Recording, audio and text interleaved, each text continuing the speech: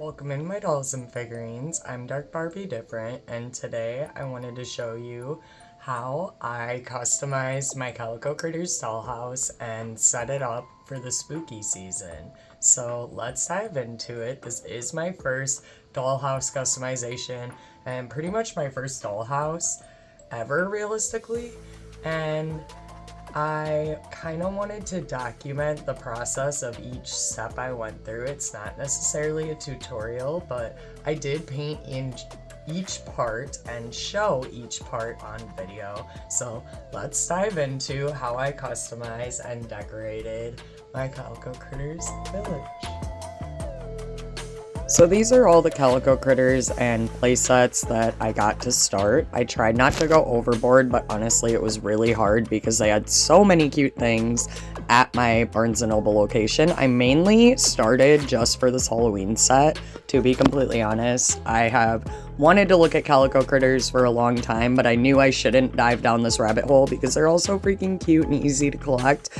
But here's some of the prices of the different items. They range from about $12.99 to about $45, I think, the sets that I bought. Honestly, I can tell the price has went up, but once you take the sets out, everything is very worth it. It comes with a lot. They're very detailed, very posable and cute little creatures. They are honestly a lot more detailed than like a Littlest Pet Shop or something, a very nice toy or collectible. Here is the playset I ended up getting, which is the nursery, and you'll see I am gonna paint it. This adventure set I actually bought for my boyfriend, so you won't really see it set up at the end. And here they are all together. I'm really proud of what I got. These are the paint colors that I ended up getting. I didn't end up using any Mod Podge, although I thought maybe I should mix the Mod Podge in. It was a little hard to just paint roughly onto the surface. I should have sanded it or primed it to begin with. Here's me kind of just looking at the dollhouse for the first time, and of course my cats had to go Godzilla and check it out too. So I was kind of deciding what I was even gonna do, where I was gonna start. Again, I should have primed and sanded it because there was parts where the paint was just kind of dragging and you had to paint multiple layers, and then it looked a little streaky, as you'll see in the future. But I'm still really proud of how this ended up turning out. And now I am going to speed play through some of the portions of me painting because it is just going to be me literally painting the whole thing, and I will show you each part that I add on. But it's not going to be very fun to sit here and watch me for 49 minutes of footage paint, so I will be speeding this up for you guys, and I hope that you enjoy a little bit of the process. Again, like I've said in my other videos, it's not quite a tutorial because when I'm in a creative process, I'm all over the place. I'm in multiple different rooms. I'm taking 15 to 20 minutes just to decide what next, etc. So I'm not a person who can do a strict tutorial, but I hope that you still get some lessons learned out of my process. Now, this process did end up taking me an entire month. I started in the beginning of September and I finished the first week of October. So honestly, it was a lot of trial and error. It was a lot of working for a few hours each day, waiting for it to dry, deciding what next. And then actually at the end, I realized I didn't even open all the pieces. So you will see at the end setup, there is still a few yellow pieces and blue pieces that I might end up painting over someday to match this, but it does still feel cohesive when you see it all together. Honestly, I'm an artist who mainly used to paint with watercolor, so this is not something I was used to, nor was I absolutely amazing at, but let me tell you, you can customize anything with just a little bit of time, creativity, and willpower. Again, it did get a little bit streaky because I'm not a plus 100% amazing painter with acrylic paints, but it was a learning process and I was really happy that I did try this anyways. Honestly, it wasn't as easy as I thought it would be though. Again, the paint was kind of dragging. I do like the details that I decided to add on with the black, and then I did dry brush some of that sparkly purple over the little gate on the front just to make it look more metallic. One thing I really liked about this is technically a smaller dollhouse than most because it's for calico critters, which are about 2 inches tall, the biggest ones. So it is smaller, but it's a lot bigger than things I am used to working on. I'm used to working on like a doll's face or doing a digital artwork where you have to zoom in. This was kind of a nice scale to actually paint because you could just hold on to it and just sit right on the couch and vibe out.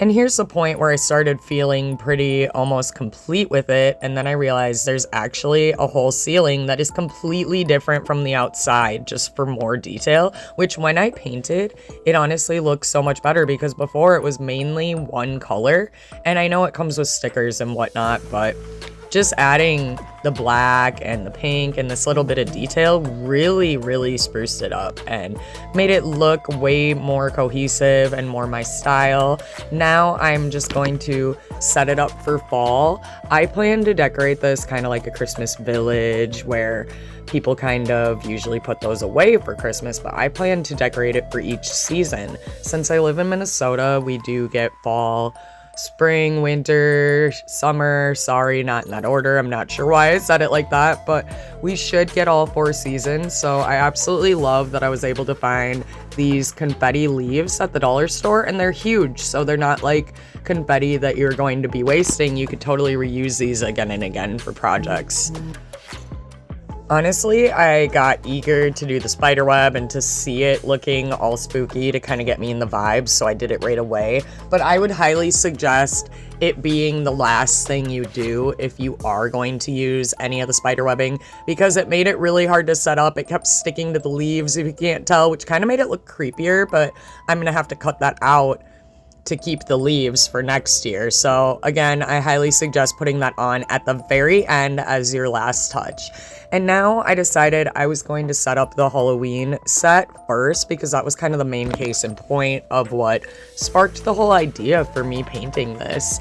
And I might reuse this and kind of redecorate and use it year-round because I'm kind of spooky year-round. My home has Halloween-ish elements year-round, so for me, it's fitting. And we did just put together that Lego Vespa, which is way too big a scale. It's bigger than the house, but we don't really have anywhere else to display it and look at it right now, so I decided to keep it kind of right in our display, and it kind of still looks cute outside with the calico critters. So honestly, I don't know if I've said this in the beginning or not, but I have never had a real dollhouse, so setting this up took me a little bit of time. And I of course had play sets growing up, and I had a Britney Spears tour bus, which is now worth about $200 to $400, and I wish I still had, but those were kind of my dollhouses.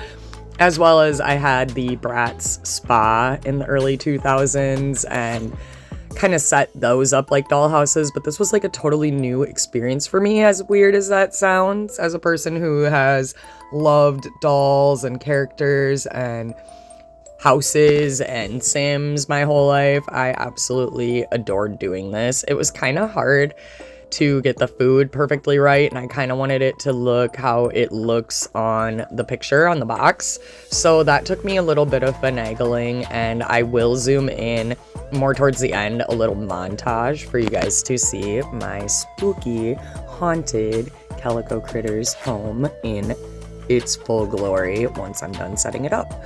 Also, side note, I forgot to mention it when I was actually setting it up, but to the right there is actually just the box insert from this table set, Halloween set. And it looks like a little room, and I think I'm going to outline it in popsicle sticks to make it last a little bit longer and paint it so that it's a little bit sturdier and kind of a keepsake room now. I thought it was so cute that you had to break out these little spoons and forks. They're probably 3D printed or something, but I loved this little pumpkin, and it kind of looked like a welcome mat or something for a dollhouse, so I decided to keep it. My cat has since kind of taken to playing with it, so I might have to move that, but I decided to kind of just place it right in the front as a little welcome mat, and I did want to highlight that because I did bring it up and show you guys what it was, and I just thought it was so cute. A really cute way to kind of add more fun. You have to break out the forks, etc. And again, as much of a collector and an artist and customizer I am, I have never fully done this. So we just put our TV on the wall, and I decided, you know what? I cannot do that blank space. Either I'm gonna fill it with stuff I already have, or I'm gonna set up a dollhouse and decorate it for the 4 seasons. And my partner Drew actually loved that idea, and he really likes what I did with it. So I'm glad that I got kind of the full ability to run with this project, and we still have more room for some Legos. I just got well, it's not a Lego, it's another brand that is a Kuromi set that I was going to set up with this, and I'll have to show you guys that because it is very spooky, Halloweenish. Again, I'll probably keep a lot of this stuff up year round. I'll just take the leaves and whatnot away. These beds were one of the first items that I knew I really wanted. I loved the sets of babies, and it shows on the box that there's multiple different ways to set it up, which I was just trying to figure out. And I think at some point I will bring the box up and show you guys kind of the different setups, but there is multiple different ways you can set these up, or you could just use them as a triple bunk bed, or you could use them as 3 separate beds. So since this is kind of the nursery play set, I didn't technically set it up fully as a nursery, but I kind of set this room up as a nursery because my Huskies playset came with a set of triplets, and also there is a baby cat, and I have since been given a baby Forest Friends deer blind pack dressed up as an apple from my boyfriend to add into the nursery as well. So I kind of made my own thing out of it, not technically a nursery, but the room on the right is a little nursery, and the Husky mama is watching over. Prior to me setting this up, the cats were loving the fake grass, so it's gonna be hard to keep them away. They're Godzilla. And now the montage. Here is my final setup for now, set up for the first time, and you get to see my fully painted dollhouse glory. Honestly, you can't even really see all the work I did. It just fits right in, and I really want to paint the bus.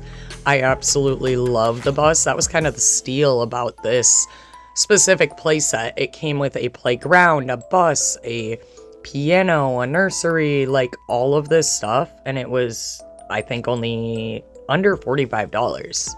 So I hope you guys enjoyed my dollhouse creativity and me setting it up and kind of chatting about my process today. I hope you guys have a wonderful morning, day, evening, or night, wherever you are in the world. And stay true to you and dare to be different. What's your Halloween setup this year? Let me know what creative endeavors you're taking to stay spooky this season. And if you're watching this outside of Halloween, just know I stay spooky and Halloweeny every day. So it's totally okay to be yourself and to have a creepy setup even in the winter or in the middle of summer. And I hope you take that into account and just set up your things however makes you happy. I really appreciate all of you that support my creative endeavors and who are taking the time to check out my newest creative project. And this won't be the last time you guys will be seeing it. I will try to update you for the seasons, and I would like to take a better video of it kind of fully set up since we are inside the dollhouse. The outside, which is the most painted part, is facing my wall, so it's kind of hard to capture that for you guys, but I hope you get the gist, and I really appreciate all who have made it this far. Comment down below what your favorite Calico critter is in my collection, or if you collect, what your favorite Calico critters set is in general, and how you've set yours up. If you do collect, or if you want any, where would you start? Would you customize your Calico critters or your dollhouses? Let me know down below, and subscribe if you'd like to see more nostalgic creativity. Thanks guys, bye!